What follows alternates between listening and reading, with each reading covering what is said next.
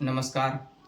विदर्भामध्ये नागपूर विभागामध्ये नागपूर, भंडारा, गोंदिया, चंद्रपूर या जिल्ह्यांमध्ये मात्र जोरदार पाऊस पडणार आहे. शेतकरी मित्रांनो, यापुढील 6 दिवसामध्ये सर्वदूर पावसाची नोंद होणार आहे. पुढे 5 ते 6 दिवसामध्ये सर्वदूर पाऊस आणि जोरदार पावसाची नोंद. जर एकंदरच शेतकरी मित्रांनो 40 मिलीमीटर पासून तर 100 मिलीमीटर पर्यंत देखील पाऊस जाऊ शकतो विदर्भामध्ये. एकंदर 6 दिवसामध्ये शेतकरी मित्रांनो 5 ते 6 दिवसामध्ये 40 मिलीमीटर, कमीत कमी काही काही भागामध्ये 40 मिलीमीटर सुद्धा पडू शकतो, 100 मिली.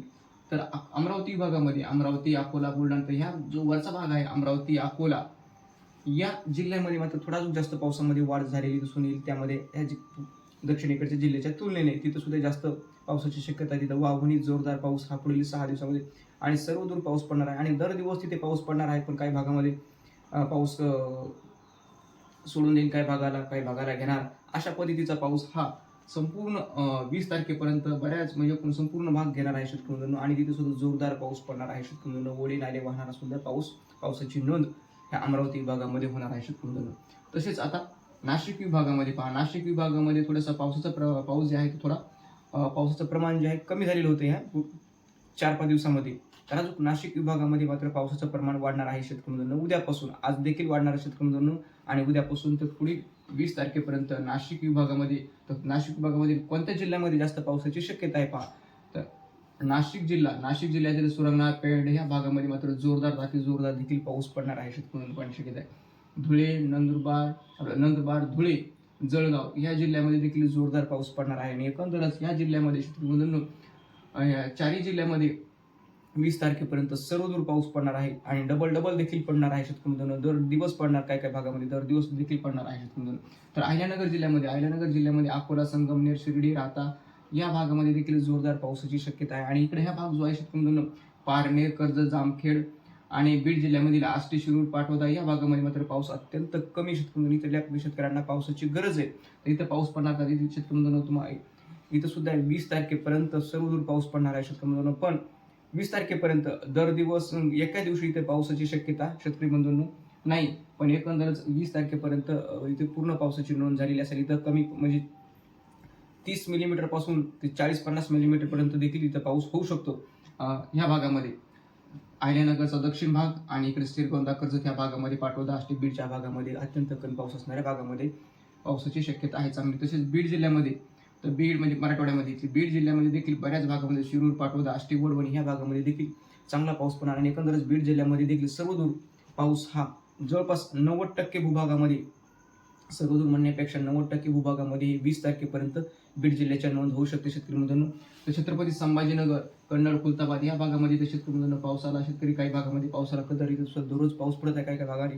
पण इथं अद्याप काही भागामध्ये थोडासा पाऊस कमी आहे. एकंदर छत्रपती संभाजीनगरमध्ये पावसाचं प्रमाण जे थोडंसं काही भागामध्ये थोडंसं कमी, म्हणजेच कमी तिथं तसं कमी नाही, पण वरच्या भागामध्ये पण पावसाची गरज आहे. तर दक्षिण पैठण या गंगापूर, पैठण आणि अंबड ह्या भागामध्ये मात्र पावसाची शेतकऱ्यांना गरज आहे. तसेच देखील शेतकरी मित्रांनो 20 तारखेपर्यंत सर्वदूर पाऊस होणार आहे शेतकरी मित्रांनो. पिकाला जीवदान मिळणारा पाऊस हा 30 मिलीमीटर पासून ते 60-70 मिलीमीटर पर्यंत देखील पावसाची शक्यता आहे. एकंदरच 20 तारखेपर्यंत एका दिवशी संपूर्ण पाऊस घेणार नाही जिल्हा.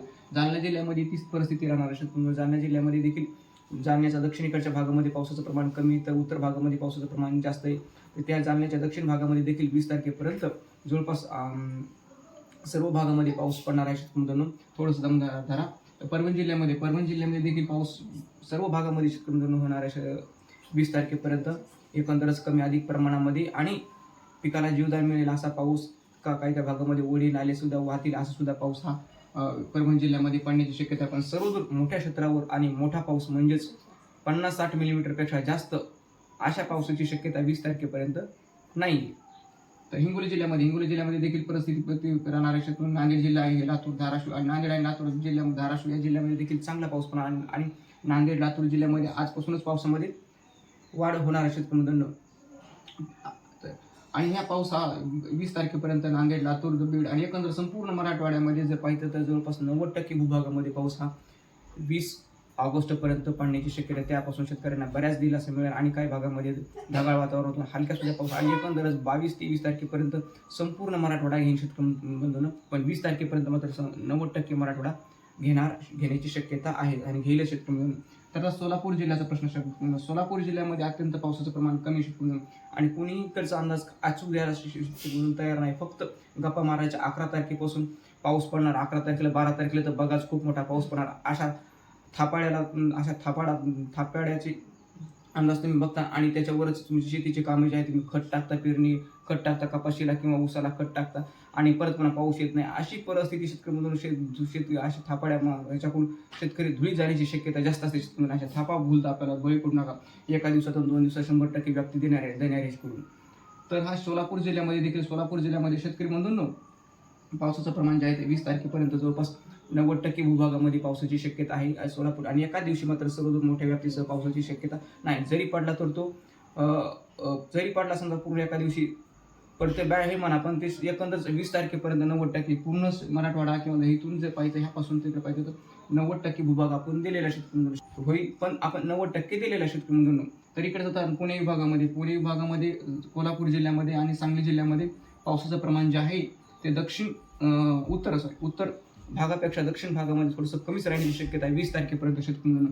तर पुणे जिल्ह्यामध्ये देखील जोरदार पाऊस पडणार, सातारा जिल्ह्यामध्ये जोरदार पडणार, रत्नागिरी, सिंधुदुर्ग, मुंबई, ठाणे या भागामध्ये देखील जोरदार पावसाची शक्यता आहे. आजपासून पावसामध्ये वाढ होणार आहे.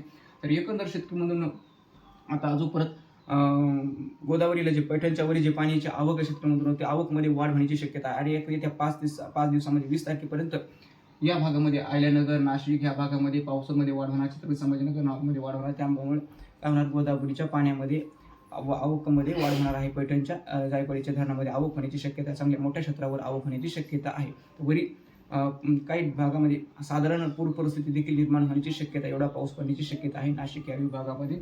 शेतकरी हा झाला शेतकरी अंदाज. तर आपल्या माऊली चिकणी हवामान अंदाज YouTube चॅनलला तुम्ही सबस्क्राईब जर केले नसेल तर शेतकरी सबस्क्राईब करा. आणि भूल तापा देऊन शेतकरी बंधूंनो शेतकऱ्यांना आज पाऊस येणार, उद्या मी पाऊस दाखवणार अशा सत्र सुरू शेतकरी बंधूंनो हे चुकीचं शेतकरी बंधूंनो आहे. त्यामुळे शेतकऱ्याला काय होतं, निगेटिव्ह बोलतो, पॉझिटिव्ह बोलत नाही. अशा सुरू निगेटिव्ह आणि पॉझिटिव्ह हवामानामध्ये नसतं. जे अचूक असतं तेच असतं शेतकरी बंधूंनो. आणि पुढची तारीख द्यायची, त्यामुळे काय होतं शेतकऱ्यांचं नुकसान होतं शेतकरी बंधूंनो सध्या परिस्थितीमध्ये. आणि खूप जर पाऊस असेल तर महाप्रलय म्हणायचं, महाप्रलय आणि शेतकऱ्यांना भीती दाखवायची पावसाची अशी एका ह्याची सुरू शेतकरी बंधूंनो असा एक जर सतत करत असतो शेतकरी म्हणून तर तुमचा प्रश्न आहे त्याचा अंदाज बघायचे का नाही बघायचे किंवा त्याचे चूक किती तुमचा प्रश्न आहे. तर हा आपला जर अंदाज आवडला तर चॅनलला सबस्क्राईब देखील करा. धन्यवाद.